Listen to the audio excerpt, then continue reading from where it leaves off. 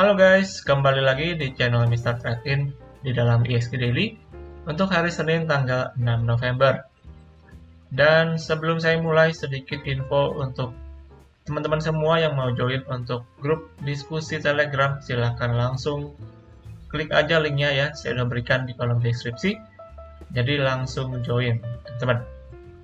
Nah, untuk market hari ini, untuk indeks kita hari ini kembali bisa menguat lagi ya, dan menguat 0,55% di level 6.788. Dengan jumlah emiten hari ini yang menguat adalah 370 emiten, sedangkan yang melemah mencapai 282 emiten. Jadi bisa dibilang ya masih bisa cukup menguat nih hari ini secara indeks kita ya, karena terlihat hari ini secara historinya sewaktu opening juga ini market kita cukup hijau dan bahkan bisa tadi sempat menguji ke level 6.800-an ya untuk ISG kita. Namun sayangnya mendekati closingan ada kembali rejection yang masuk ke dalam market. Nah, secara sektoral kalau kita perhatikan hari ini secara mayoritas juga cenderung hijau, yang dimana sektor teknologi ini masih cukup menguat, kemudian sektor energi juga ini hari ini ada penguatan, perbankan dan juga infrastruktur. Sedangkan yang cukup melemah hari ini sektor kesehatan yang cukup lumayan dalam secara proyeksinya. Kemudian untuk rupiah, so far ini rupiah kita juga kembali semeringah dan berhasil menguat di angka 15.700-an. Oke, kemudian untuk technical kita akan bahas sedikit secara time frame weekly ya. Secara time frame weekly di sini kita perhatikan untuk candle minggu ini sebenarnya cukup bagus ya. Ada tarikan ke atas di sini yang membuat jarum panjang ke bawah, teman-teman. Jadi menunjukkan ada buyer yang kembali masuk di market nih, sehingga secara candle mingguan terlihat ini membentuk semacam pin bar ya, teman ya. Nah, kita akan pantau untuk besok, maksudnya untuk minggu besok bagaimana potensinya nih, apakah mampu untuk kembali menguat lagi dan menguji ke level 6.800-an ya. Tapi kalau saya feeling saya sih harusnya masih bisa nih untuk market menguji sampai ke level 6.840-an ya so far yang akan diuji. Karena secara daily kita lihat di sini secara daily sebenarnya saya bisa bilang ini sebagai bentuk untuk pullback teman-teman ya. Jadi setelah kita break dari level di 6.840-an di sini. Setelah break langsung koreksi cukup lumayan masif ya kemarin, dan saat ini saya rasa sebagai bentuk ISG untuk pullback ataupun retest ya ke area resistennya nih. Jadi kita perlu pantau apakah ISG kita bisa menguji ke level 6.840-an nih. Dan kalau misalkan berhasil diuji, kita akan lihat lagi apakah berhasil untuk break ke atas lagi minimal ke 6.900 ya, untuk mengkonfirmasi bahwa ISG kita memang sudah siap untuk kembali lanjut menguat lagi. Tapi kalau misalkan ternyata tercek lagi dari resistennya di 6.840-an, ini feeling saya bisa kembali untuk lanjut turun. Jadi so far secara potensi kalau menurut saya bisa menguji sampai ke 6.840 sampai dengan 80-an nih di area kotak merah ini ya, kalau saya gambarkan kurang lebih di area sini untuk area pullback yang akan diuji nih oleh ISG kita. Nah, dari sini baru kita akan lihat apakah potensinya akan terjek lagi atau justru bisa kembali untuk menguat. Oke. Jadi tetap dipantau untuk market ya. So far kita akan melihat IHSG akan lumayan sedikit konsolidasi dulu sementara. Namun kita tetap perlu pantau dan tetap waspada nih, ada gap yang cukup lebar yang terbentuk di hari Rabu kemarin sewaktu IHSG cukup menguat signifikan. Jadi tetap waspada karena pastinya gap tersebut akan ditutup ya, cuman saya nggak tahu dalam waktu dekat atau nanti teman-teman. Oke. Dan kemudian hari ini kita akan masuk dalam update saham. Kita akan bahas ya beberapa saham yang udah lama nih kita nggak update, terutama dari emiten-emiten bank digital teman-teman yang dulu sempat hype, dan sekarang kita akan lihat bagaimana untuk kondisi dan juga update-annya. Yang pertama dengan Bank Raya Indonesia dengan kodenya yaitu Agro. Ini Agro dulu sempat saya bahas untuk Agro nih di sini. Sempat dia membuat yang namanya descending triangle. Lalu akhirnya di breakdown dan lanjut mengalami koreksi ya yang cukup lumayan masif kalau saya bilang. Dan posisinya saat ini untuk Agro, kalau kita perhatikan ini hanya sebagai bentuk rebound ya. Ini so far untuk Agro masih dalam fase bearish teman, yang cukup panjang ini fase bearishnya. Ini untuk harganya udah kembali ya ke harga sewaktu dulu sebelum hype dari bank digital di harga 200-an. Jadi benar-benar ya dulu sempat menguat sampai ke 2.800 dan sekarang kembali ke harga 200-an teman-teman. Semoga kalian bukan yang menjadi salah satu korban ya dari bank ini. Nah, untuk posisinya untuk Agro, kalau saya lihat ini masih dalam fase bearish sebenarnya. Cuman mungkin bisa sedikit untuk rebound pendek ya. Ini terlihat dalam beberapa hari terakhir ada rebound di Bank Agro. Jujur kalau saya belum prefer untuk bank ini ya, karena masih dalam fase bearish dan belum ada momentum nih. Untuk bank ini kelihatannya bisa kembali untuk menguat lagi ya. Jadi di skip aja untuk bank ini karena saya rasa secara potensi masih cukup kurang bagus. Oke. Kemudian yang kedua untuk Bank Jago atau Arto ya. Ini Arto juga kemarin sempat break dari supportnya itu di 2000 di sini teman-teman. Sewaktu dia break dari 2000 mengalami koreksi sampai ke 1500 ya untuk Bank Jago ini. Tapi di sini kalau saya perhatikan Bank Jago so far berhasil bertahan di atas support. Ada support pendek di 1530 nih untuk Bank Jago. So far mampu bertahan di atas support ini. Jadi memang potensi untuk rebound sedikit ya.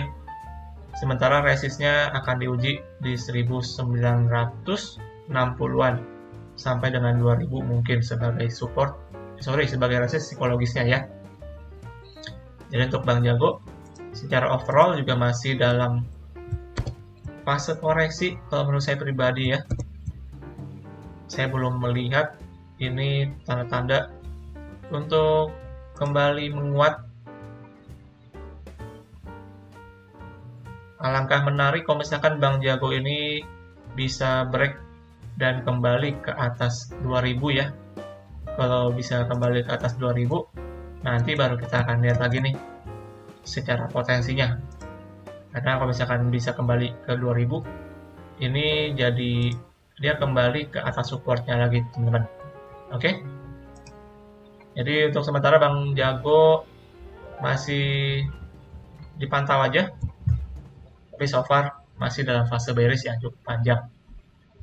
Kemudian ini Bank MNC, BBP.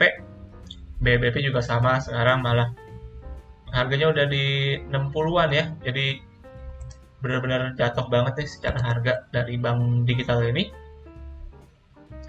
Dan bahkan terakhir dia udah break dari support lagi di 60-an ya, 66, 70. Terakhir dulu sewaktu dia break dari 76 di sini. Waktu dia break di sini, kemudian retest, langsung anjlok ke bawah teman-teman. Nah, di sini secara prospek untuk bank BABP ini sebenarnya masih sama seperti yang sebelumnya kita bahas, masih dalam fase koreksi yang cukup lumayan panjang. Saya rasa belum ada momentum ya untuk bank digital ini bisa kembali beraksi lagi, teman-teman. Ini cuman so far pendek, mungkin hanya bermain sideways ataupun sedikit rebound, teman-teman ya. Jadi belum ada momentum juga untuk bank BBP. So far saya rasa bisa di skip dulu nih. Oke, kemudian next untuk Bank Aladin. Di sini Bank Aladin kita akan lihat secara panjang dulu mungkin. Ini untuk Bank Aladin juga mengalami koreksi yang cukup panjang setelah dia kemarin break ya dari supportnya di sini di 1200. Setelah di break langsung mengalami koreksi sampai ke harga 930, dan sekarang secara pendek saya lihat nih berhasil bertahan di atas support di 1000 ya. Secara closingan untuk bank ini dia nggak closing di bawah 1000, jadi menunjukkan ada buyer yang mempertahankan level tersebut ya. Dan terlihat hari ini ada penguatan nih di Bank Aladin. Ya, ini sebagai bentuk rebound aja teman-teman kalau menurut saya pribadi. Kalau momentumnya ada, mungkin ini Bank Aladin bisa rebound ataupun pullback sampai ke 1200 ya. Menurut saya nih ada potensi bank ini secara pullback mungkin bisa menguji ke 1200.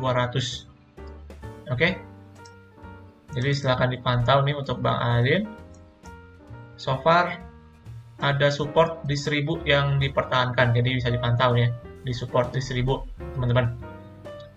Kemudian yang kelima dengan Alobank. Alobank ini BBHI ya kodenya. Hari ini ada penguatan 9% lebih hari ini. Cukup lumayan signifikan. Dan di sini terlihat ya memang setelah kemarin dia berhasil bertahan kurang lebih 2 mingguan ya. Di supportnya di 1170-an di sini. Jadi hari ini ada penguatan wajar dan menguji ke resisten di 1400 ya. Ini adalah resistennya 1400. Jadi sebagai bentuk rebound dan menguji ke area tersebut. Secara panjang sesi ini saya lihat untuk Alobank masih dalam sideways ya. Kalau misalkan bank lain kan dia membentuk low yang baru, tapi untuk bank ini dia so far nggak membuat low baru, jadi harusnya kita masih punya low terakhir di harga 1000. Kalau misalkan dia nggak break ke bawah 1000, harusnya saya lihat masih bisa sideways dulu dan akan kembali bisa menguat lagi ya. Jadi untuk Alobank bisa dipantau nih. Untuk kalian mungkin yang mau main swing ataupun lebih ke arah menengah ya ataupun panjang, kalau misalkan dia nggak jebol ke bawah 1000, harusnya saya melihat potensi bank ini mungkin bisa kembali untuk menguat lagi. Oke, jadi silahkan dipantau untuk Alobank. Kemudian untuk bank BBYB atau Newcomers, posisinya di sini kita lihat ya. Ini seperti bank-bank yang lain juga mengalami koreksi yang cukup panjang kalau saya lihat. Dan dia kembali ke harga asal sebelum dulu rally ya. Ini ke harga 200. Jadi udah benar-benar kembali ke harga dulu sebelum dia rally. ini saya lihat cukup kuat ya di harga 200-an, teman-teman. Jadi bisa dipantau untuk buy on weakness aja di dekat-dekat supportnya di 200. Untuk bank ini yang terdekat targetnya mungkin bisa menguji ke 250 ya, ke 250. Lalu nextnya mungkin bisa menguji sampai ke 280-an. Oke, tapi so far untuk bank ini sebenarnya masih dalam fase bearish. Jadi jujur saya nggak rekomen ya untuk bank ini secara jangka panjang. Karena belum ada momentum juga ya dari bank digital ini untuk bisa kembali menguat lagi. Kemudian yang terakhir untuk BRIS, Bank Syariah Indonesia. Di sini ini merupakan bank digital yang menurut saya cukup dijaga ya, cukup kuat ini untuk Bank Syariah Indonesia. So far masih ada momentum ini. Sekarang masih dalam fase sideways kalau menurut saya, di area yang cukup lebar sebenarnya untuk sideways-nya ya, di 1100 sampai dengan 1800. Jadi sementara untuk BRIS ini masih dalam sideways yang cukup panjang. Jadi kalau misalkan kalian tadi